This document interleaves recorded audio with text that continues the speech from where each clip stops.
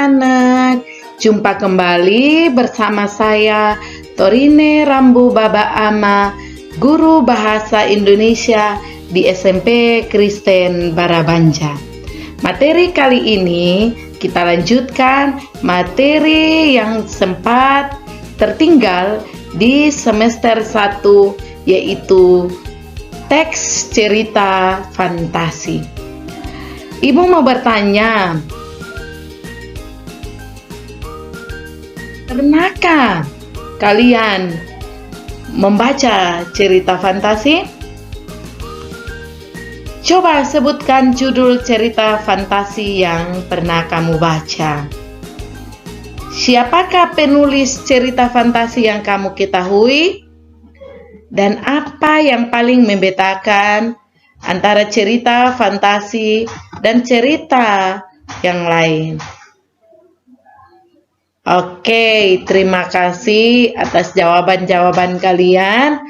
Hari ini Ibu akan membacakan sebuah contoh cerita fantasi kalian dengan judul Singa dan Nyamuk. Seekor singa merungut dan menderam kepada seekor nyamuk yang asik terbang, berlegar di kepalanya ketika dia coba melelapkan mata. Pergi kamu dari sini sebelum aku memijakmu dengan kakiku, ngaumnya. Aku tidak takut padamu, kata nyamuk memperolok-oloknya. Kamu mungkin digelar Raja Rimba, tapi aku lebih kuat daripada kamu. Aku juga boleh membuktikannya. Mari berlawan dan lihat siapa yang menang. Singa pun bersetuju. Nyamuk dengan pantas menjunam ke arah singa dan menggigitnya, bertalu-talu di hidung dan telinganya.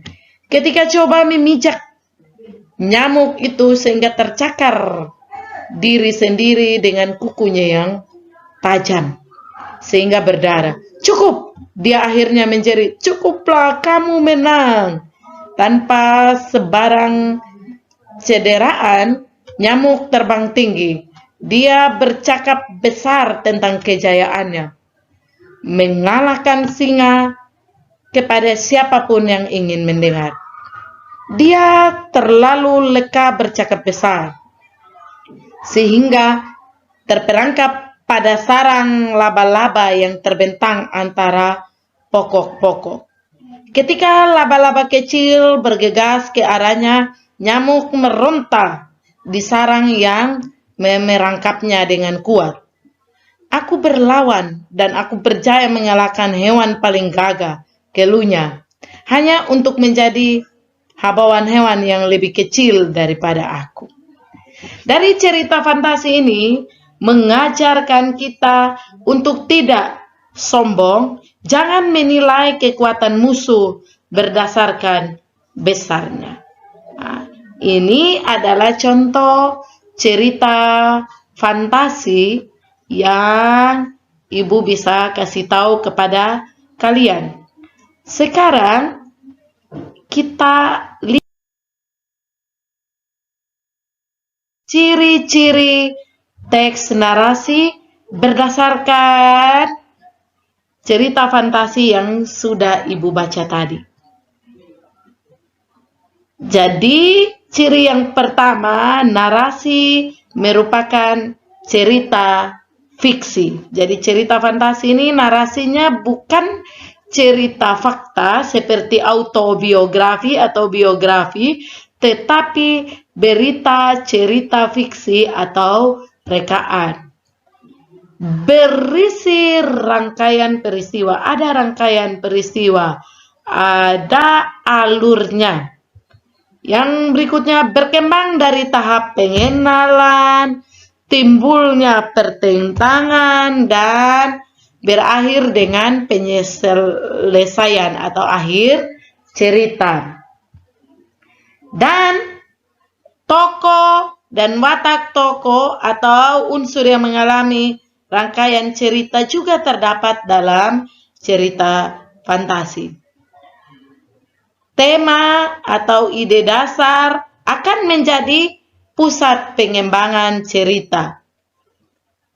Kemudian ciri umum dari teks cerita fantasi adalah memiliki amanat atau pesan yang disampaikan pengarang, atau memiliki nilai-nilai kehidupan. Berdasarkan ciri umum dari teks cerita fantasi ini atau cerita narasi, dapat kita pilih menjadi ciri umum cerita fantasi. Ciri umum cerita fantasi yaitu adanya keajaiban. Dalam cerita fantasi ini adanya keajaiban. Nyamuk bisa berbicara dengan singa. Itu adalah sebuah keajaiban atau keanehan. Memiliki ide cerita, menggunakan berbagai latar. Ada latar masa lampau dan latar masa sekarang dan latar masa yang akan datang. Jadi latar ini berbicara tentang waktu dan tempat. Jadi ada tempat dan waktu di masa lampau, ada tempat dan latar di masa yang akan datang, dan ada tempat dan latar irisan antara masa lalu dan masa yang akan datang. Kemudian ciri umum cerita fantasi ini tokohnya unik. Keunikannya ini misalnya dalam cerita singa dan nyamuk. Ada tokoh unik. Tokoh unik ini, keunikan dari nyamuk bisa berbicara dengan singa, bisa berbicara dengan laba-laba. Kemudian ciri dari cerita fantasi ini bersifat fiksi dan memiliki bahasa. Penjelasan-penjelasan dari ciri umum cerita dapat lihat di sini. Ada kemustahilan atau keajaiban, keanehan atau kemisteriusan. Jadi misterius cerita dari cerita fantasi ini.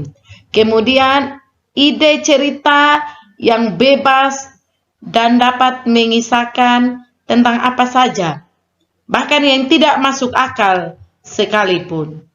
Kemudian adanya tokoh yang unik atau memiliki kesaktian yang tidak biasa atau luar biasa. Misalnya kalau kita pernah nonton di televisi itu Kera Sakti. Kera memiliki kesaktian yang luar biasa, yang bisa melawan manusia. Kemudian menggunakan berbagai latar, bahkan bisa lintas ruang maupun lintas waktu. Jadi latarnya itu ada latar kembali ke masa lalu dan bisa mencapai masa depan. Bersifat fiksi atau tidak berdasarkan kejadian nyata. Itu adalah ciri umum dari ciri cerita fantasi. Bahasa yang digunakan juga berdasarkan cerita ini digunakan variatif, ekspresif, menggunakan ragam percakapan, bukan bahasa formal. Berdasarkan latar cerita, ini kita bisa lihat ada latar masa lampau, ada latar sesaman, dan ada latar masa yang akan datang. Kalau kita pernah lihat cerita-cerita yang bisa kembali ke masa lampau, ada tokoh alien yang bisa menggapai masa depan. Cerita fantasi, misalnya seorang anak dikirim ke masa depan. Dia bisa melihat kisah di masa yang akan datang. Itulah kesaktiannya. Atau bisa juga seorang tokoh di zaman sekarang bisa kembali ke masa lampau. Itu ciri berdasarkan latar cerita. Berdasarkan kesesuaian dengan kehidupan nyata. Jadi ada cerita total, ada cerita yang merupakan irisan dari kisah nyata dan kisah rekaan. Ada total dari rekaan. Ya, kita berdasarkan ciri-ciri dari cerita fantasi, ada unsur intrinsik cerita. Kita tahu bahwa teks sastra atau cerita fiksi memiliki unsur-unsur. Ada unsur intrinsik dan unsur ekstrinsik. Unsur intrinsik adalah unsur yang membangun cerita dari dalam cerita berdasarkan isi cerita. Sedangkan unsur ekstrinsik itu unsur yang membangun cerita dari luar cerita itu sendiri. Dalam unsur intrinsik ini ada yang sering kita dengar dengan nama tema. Tema cerita adalah pokok atau pandangan yang berkaitan dengan isi cerita. Kemudian kita akan mengenal yang namanya tokoh. Tokoh dalam sebuah cerita, baik itu tokoh utama maupun tokoh sampingan. Ada yang namanya penokohan dan watak. Kenapa saya bisa membedakan tokoh dan penokohan? Tokoh berkaitan dengan pelaku dalam cerita, sedangkan penokohan berkaitan dengan karakter atau watak tokoh. Di dalam penokohan ini kita kenal yang namanya tokoh antagonis dan tokoh protagonis. Karakter-karakter tokoh dalam cerita selalu ditampilkan. Kemudian ada yang namanya rangkaian peristiwa atau disebut dengan alur. Sudut pandang perceritaan ini berkaitan dengan nama, kemudian kata ganti yang digunakan di dalam cerita. Misalnya, dia selalu menjadi pusat perhatian. Berarti tokoh tersebut adalah sudut pandang orang ketiga. Kalau sudut pandang ini, kalau kita hubungkan dengan teks, informasi, atau ilmu bahasa, ini berkaitan dengan penggunaan kata ganti di dalam sebuah cerita. Kemudian ada yang namanya latar. Latar ini ada latar waktu dan latar tempat. Dan di dalam sebuah cerita, baik itu cerita fantasi maupun narasi secara umumnya, ada yang namanya amanat, pesan. Sebuah cerita, baik cerita fiksi secara umum maupun cerita fantasi, memberikan kita pelajaran-pelajaran berharga, amanat, pesan, supaya cerita itu menjadi menarik dan kita petik makna kehidupan dari sebuah cerita itu. Dalam cerita fantasi, kita mengenal yang namanya struktur.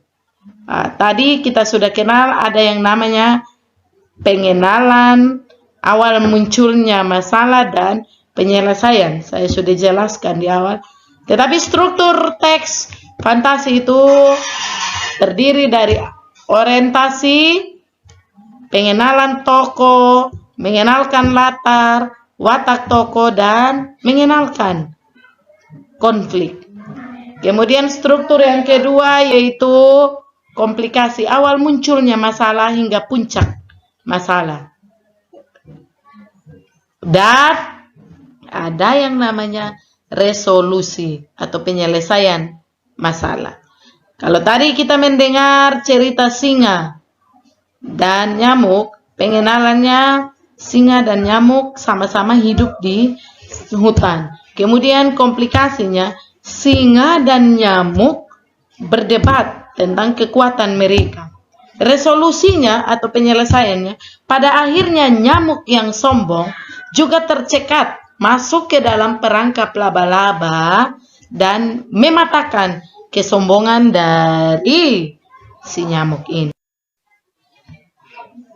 Ya, ini tadi kalau kita berbicara tentang kaidah kebahasaan, dalam teks fantasi ada penggunaan kata ganti orang.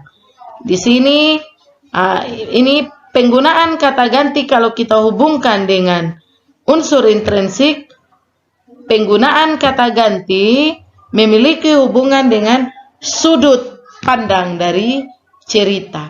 Ya.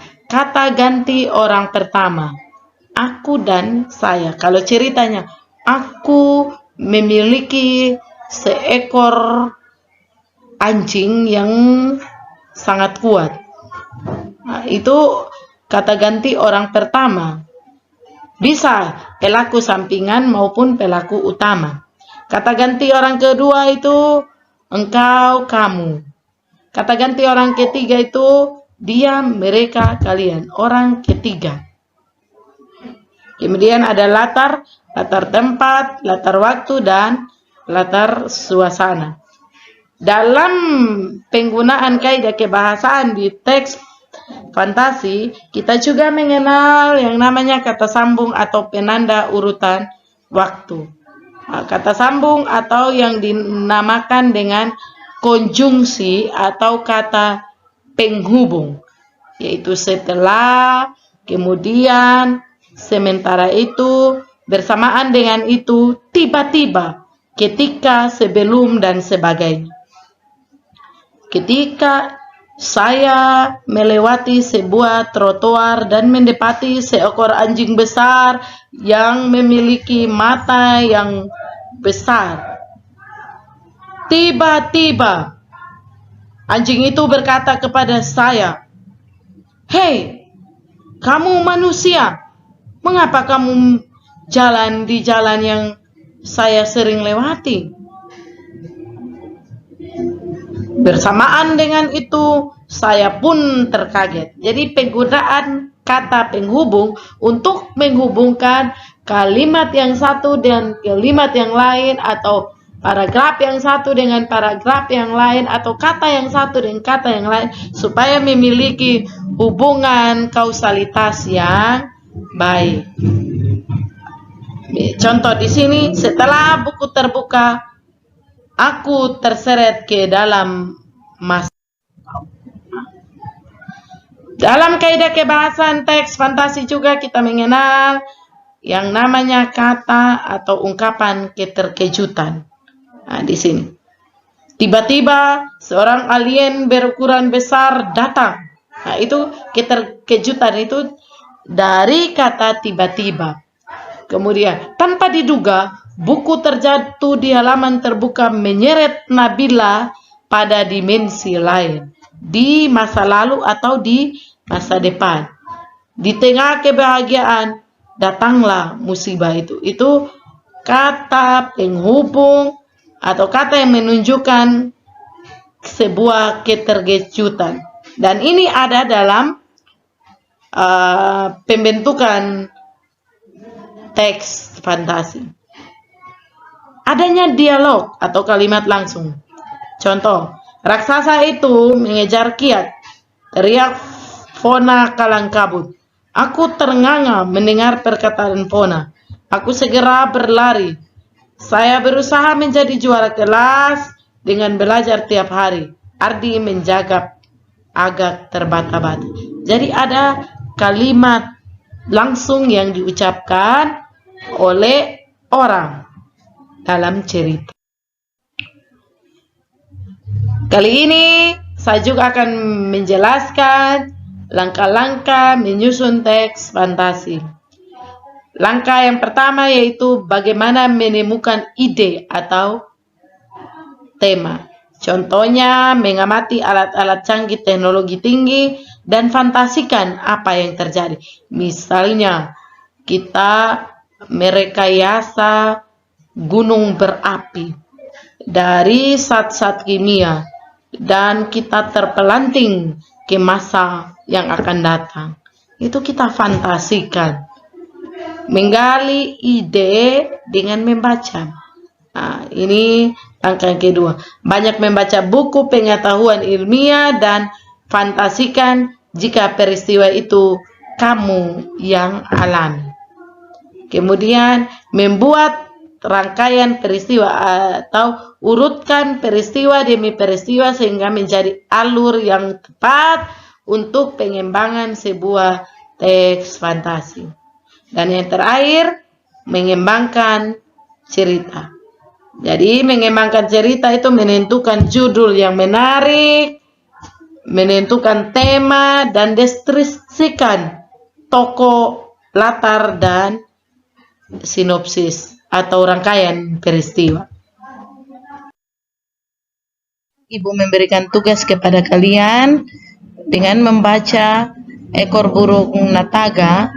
Kalian mengerjakan tugas berdasarkan suruhan ini. Kalian mencari rangkaian peristiwa, keajaiban tokoh, latar cerita, kategori berdasarkan latar cerita, kategori berdasarkan kesesuaian dengan kehidupan nyata, dan nama dan watak tokoh. Dibuktikan dengan kalimatnya, kemudian bukti dan alasan kalian memilih seperti ini. Demikian penjelasan saya hari ini. Salam dan bahagia, semoga bermanfaat.